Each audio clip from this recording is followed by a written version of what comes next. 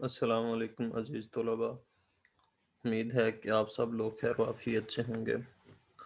عزیز طلباء، آج ہم نظم پڑھنے جا رہے ہیں ریل کا سفر، جس کے شاعر کا نام ہے سید ضمیر جعفری۔ عزیز طلباء، اس نظم کو پڑھنے سے پہلے ہمیں شاعر کے متعلق تھوڑی سی آگاہی ہونا بہت ضروری ہے۔ سید ضمیر جعفری اردو کے ممتاز مزاح نگار اور شاعر ہیں۔ ان کا پورا نام سید ضمیر جعفری تھا، سید ضمیر حسین جعفری تھا، جو 1 جنوری 1916 کو جہلم کے ساتھ ایک گاؤں چک عبدالخالق میں پیدا ہوئے۔ تعلیم جہلم، اٹک اور لاہور سے حاصل کی۔ ان کی وجہ شہرت جو ہے وہ مزاحیہ شاعری ہے، ٹھیک ہے، اور ان کا پیشہ اردو شاعر۔ ان کی تصانیف کا جائزہ لیا جائے تو ان کی متعدد تصانیف ہمارے سامنے آتے ہیں۔ ان کی شعری تصانیف میں چند ایک جو ہیں ان کا میں ذکر کر دیتا ہوں، جن میں جزیروں کے گیت، کھلیان، ولایتی، زعفران، لہو ترنگ، مسدس بے حالی، اس کے بعد من میلا، ما فی الضمیر، ضمیر یاد، رموز وطن، من کے تار وغیرہ شامل ہیں۔ عزیز طلباء، سید ضمیر جعفری کا انتقال مئی 16 مئی 1999 کو 83 سال کی عمر میں ہوا۔ تو اب عزیز طلباء بڑھتے ہیں اس نظم کی جانب۔ اس کو ایک دفعہ پڑھتے ہیں۔ نہ گنجائش کو دیکھ اس میں، نہ تو مردم شماری کر، لنگوٹی کس خدا کا نام لے، گھس جا سواری کر، ابس گننے کی یہ کوشش کہ ہیں کتنے نفوس اس میں، کہ نکلے گا ذرا تو دیکھ تیرا بھی جلوس اس میں۔ وہ کھڑکی سے کسی نے مورچہ بندوں کو للکارا، پھر اپنے سر کا گٹھڑ دوسروں کے سر پہ دے مارا۔ یہ سارے کھیت کے گنے کٹا لایا ہے ڈبے میں، وہ گھر کی چارپائی تک اٹھا لایا ہے ڈبے میں۔ وہ ایک رسی میں پورا لاؤ لشکر باندھ لایا ہے، یہ بستر میں ہزاروں تیروں نشتر باندھ لائے ہیں۔ سراہی سے گڑا روٹی سے دسترخوان لڑتا ہے، مسافر خود نہیں لڑتا مگر سامان لڑتا ہے۔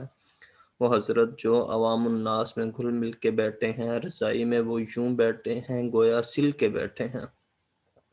وہ آ پہنچا کوئی چمٹا بجا کر مانگنے والا، بہت مقبول ہے لوگوں میں گا کر مانگنے والا۔ بہم یوں گفتگو میں آشنائی ہوتی جاتی ہے، لڑائی ہوتی جاتی ہے، صفائی ہوتی جاتی ہے۔ عزیز طلباء، یہ تھی سید ضمیر جعفری کی نظم۔ اب اس کے اشعار کی تشریح پڑھنے سے پہلے ہم دیکھتے ہیں اس نظم کا خلاصہ کیا ہے، ٹھیک ہے۔ اس نظم میں سید ضمیر جعفری نے مزاحیہ انداز اختیار کرتے ہوئے ریل کے سفر کی منظر کشی جو ہے بہت خوبصورت انداز میں ہمارے سامنے پیش کی ہے۔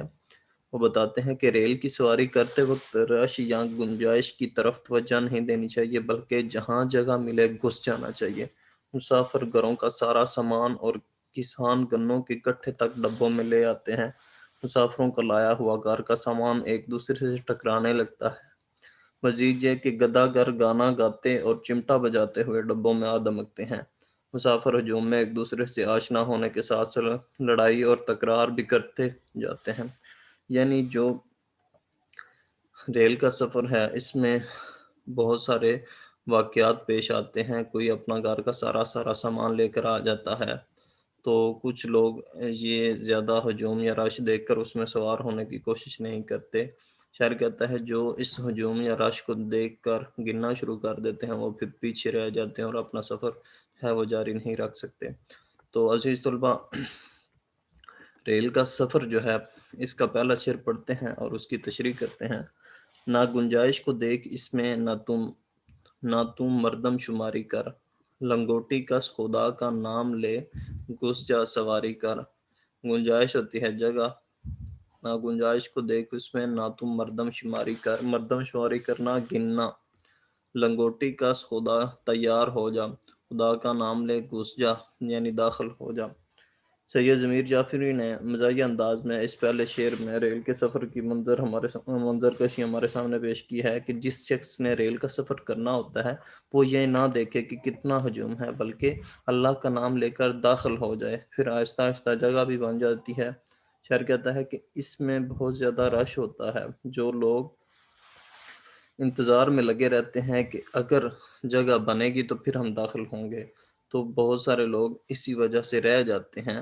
شاعر کہتا ہے کہ جگہ کو نہ دیکھ، بس تو داخل ہو جا، پھر خود ہی جگہ بن جائے گی۔ مردم شماری نہ کر، یعنی لوگوں کو گننا چھوڑ دے۔ لنگوٹی کس، یعنی ذہنی طور پر تیار ہو جا، اور جوں ہی ریل گاڑی آئے گی تو انہیں فوراً دروازے سے داخل ہو جانا ہے، اور خود بخود جگہ بنتی جائے گی۔ ٹھیک ہے، تو عزیز طلباء یہ تھی اس کی تشریح۔ اب بڑھتے ہیں دوسرے شعر کی جانب۔ اب بس گننے کی یہ کوشش کہ ہیں کتنے نفوس اس میں، کہ نکلے گا ذرا تو دیکھ۔ اب بس گننے کی یہ کوشش کہ ہیں کتنے نفوس اس میں، کہ نکلے گا ذرا تو دیکھ تیرا بھی جلوس اس میں۔ نفوس کہتے ہیں نفس کی جمع، ٹھیک ہے۔ ابس کہتے ہیں بے فائدہ، نفوس مراد مسافر، نفس کی جمع ہے مسافر، یعنی مرد یا عورت جتنے بھی مسافر ہیں۔ جلوس کہتے ہیں جہاں پر جو ہے واویلا وغیرہ، ٹھیک ہے۔ اچھا، اس شعر میں شاعر نے، اس کا سب سے پہلے میں آپ کو مفہوم بتا دوں کہ تیری لوگوں کو گننے کی کوشش بے فائدہ ہے۔ ایک بار تو بھی داخل ہو گیا تو تو بھی دوسروں کی طرح واویلا کرنا شروع کر دے گا۔ تو شاعر کہتا ہے تیرا مسافروں کو گنتے رہنا بے فائدہ ہے، اور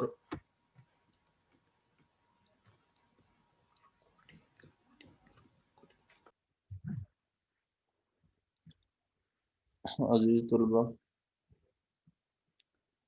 اس شعر میں شاعر کہتا ہے کہ جو لوگ رش کی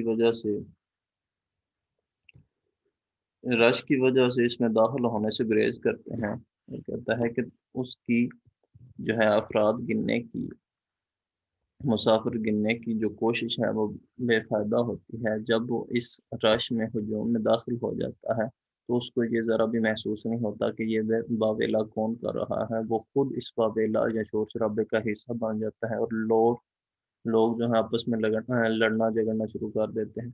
تو جب وہ ایک دفعہ اس ہجوم میں، جلوس میں شرکت کر لیتا ہے تو اس کو یہ واویلا کچھ معنی نہیں رکھتا ہوا نظر آتا۔